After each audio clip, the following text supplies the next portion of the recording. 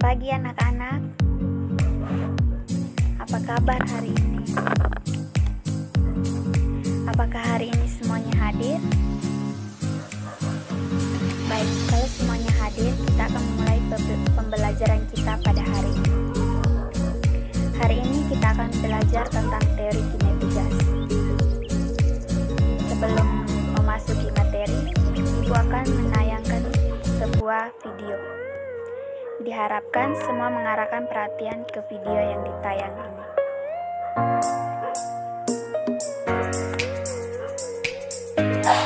Pernahkah kalian melihat botol dalam keadaan tertutup dilemparkan ke dalam api yang menyala?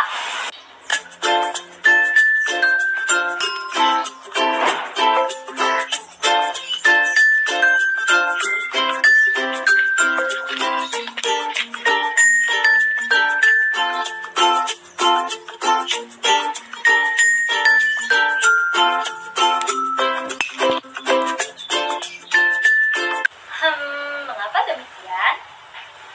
Atau pernahkah kalian melihat balon yang didiamkan semalaman?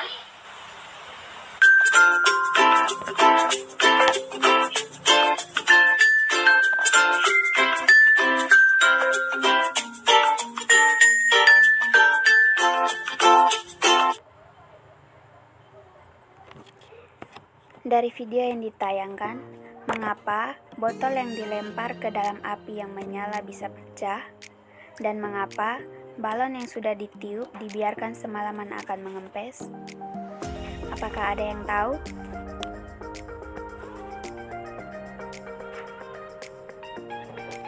Baik, botol yang dilemparkan ke dalam api yang menyala bisa pecah, dan balon yang ditiup dibiarkan semalam akan mengempes.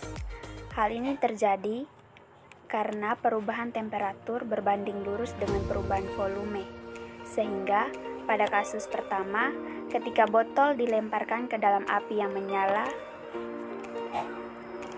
maka volumenya akan bertambah karena suhunya meningkat, sehingga botol tersebut bisa pecah. Pada kasus yang kedua, di mana balon didiamkan semalam, maka suhunya akan menurun, mengakibatkan volumenya berkurang sehingga balonnya akan mengempes. Baik, kita akan masuk pada materi. Berdasarkan teori kinetik gas, gas terbentuk dari molekul-molekul gas yang bergerak secara acak dengan arah yang konstan. Molekul gas bergerak dengan kecepatan tinggi dan saling bertubrukan dengan molekul gas yang lainnya, dan juga bertubrukan dengan dinding wadah secara terus-menerus. Dari sini kita dapat mengumpamakan suatu gas dengan suatu model yang kita sebut dengan gas ideal. Nah, apakah ada yang tahu apa itu gas ideal? Jadi, gas ideal ini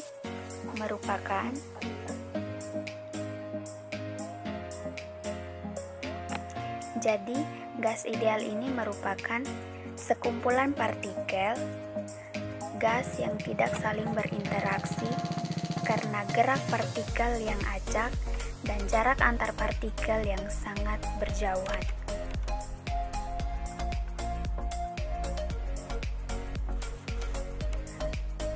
Berbicara mengenai gas ideal tadi, maka kita akan membicarakan sifat-sifat gas ideal itu sendiri. Di sini ada 7 sifat gas ideal, yaitu yang pertama, partikelnya berjumlah banyak dan bergerak secara acak. Yang kedua, tidak ada interaksi antar partikel atau gaya tarik-menarik antar partikel sama dengan nol. Yang ketiga, ukuran partikel gas diabaikan terhadap ukuran wadah, atau dengan kata lain, ukuran wadah sangat besar dibandingkan dengan ukuran partikelnya.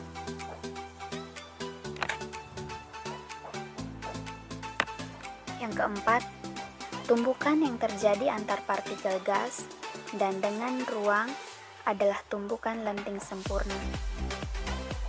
Yang kelima, partikel gas tersebar secara merata di dalam wadah. Yang keenam, berlaku hukum Newton tentang gerak.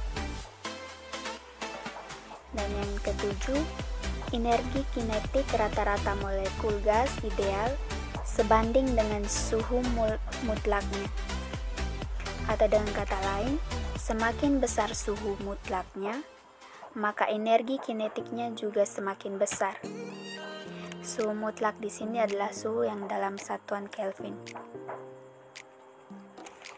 Yang berikut, hukum-hukum yang mendasari teori kinetik gas. Yang pertama, hukum Avogadro. Hukum Avogadro menyatakan bahwa volume suatu gas sebanding dengan jumlah molekul gas tersebut.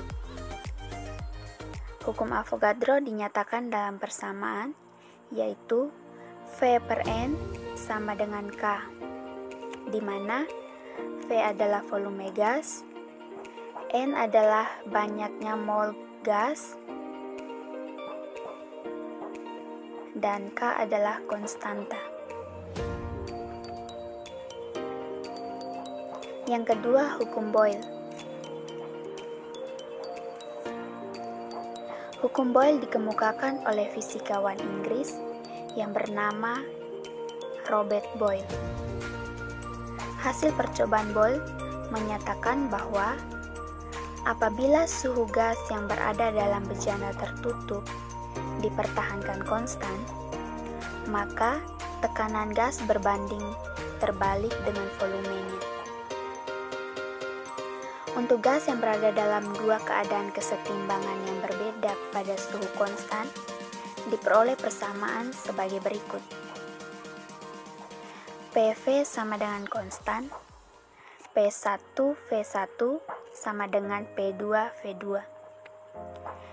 di mana P1 adalah tekanan gas pada keadaan 1 dengan satuan Newton per meter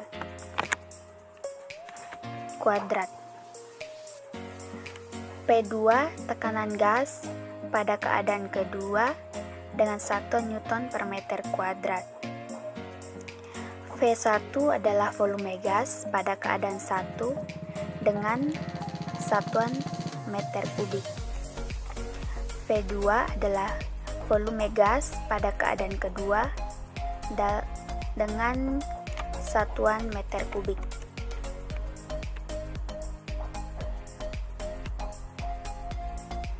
Yang ketiga, hukum Charles. Hukum Charles dikemukakan oleh fisikawan Prancis yang bernama Charles. Charles menyatakan bahwa jika tekanan gas yang berada dalam bejana tertutup dipertahankan konstan, maka volume gas sebanding dengan suhu mutlaknya. Untuk gas yang berada dalam keadaan seimbang yang berbeda, maka tekanan konstan diperoleh persamaan sebagai berikut. V per T sama dengan konstan, V1 per T1 sama dengan V2 per T2, di mana V1 adalah volume gas pada keadaan 1 dengan satuan meter kubik, V2 adalah volume gas pada keadaan kedua dengan satuan meter kubik, T1 adalah suhu mutlak gas pada keadaan 1 dan satuan Kelvin, T2 adalah suhu mutlak gas pada keadaan kedua dengan satuan Kelvin. Yang keempat, hukum Gay-Lussac. Hukum Gay-Lussac dikemukakan oleh kimiawan Perancis yang bernama Joseph Gay-Lussac.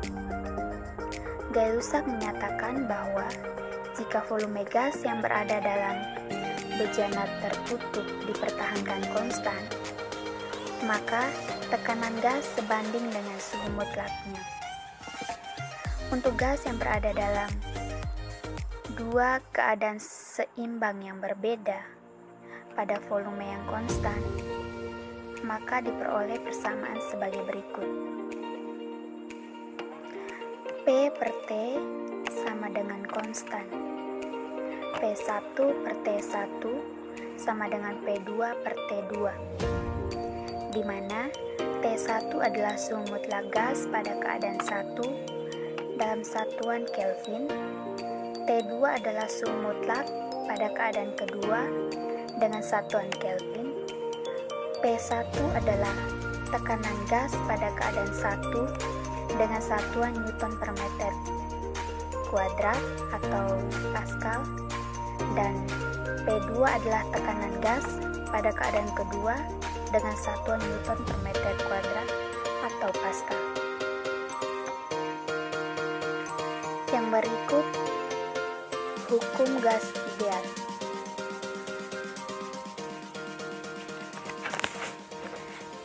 Kesemua rumus dari keempat hukum dapat dijadikan satu dan dinyatakan sebagai persamaan hukum gas ideal dengan PV per T sama dengan konstan, P1 V1 per T1 sama dengan P2 V2 per T2. Dapat disederhanakan menjadi PV per T sama dengan NR atau PV sama dengan NRT. Yang berikut persamaan keadaan gas ideal. Jika N sama dengan N per Na, maka persamaan gas ideal dapat ditulis sebagai berikut. PV sama dengan NKT, di mana P adalah tekanan dengan satuan Pascal, V adalah volume zat dengan satuan meter kubik, N adalah jumlah partikel, dan K adalah konstanta Boltzmann, dan T adalah suhu mutlak gas dengan satuan Kelvin. Kira-kira sampai di sini siapa yang belum mengerti? Atau adakah yang mau bertanya? Silakan. Kalau memang semua sudah mengerti dan tidak ada pertanyaan lagi, tolong catat satu soal ini untuk diselesaikan di rumah dan minggu depan dikumpulkan. 2 mol gas mula-mula menempati ruang V dan tekanannya P. Gas tersebut pada suhu 227 derajat Celcius, sehingga volume akhir gas tersebut menjadi setengah dari volume awalnya. Tentukan gas pada keadaan akhir.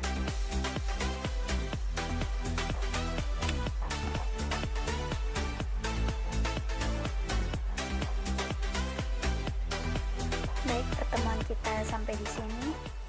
Selamat pagi.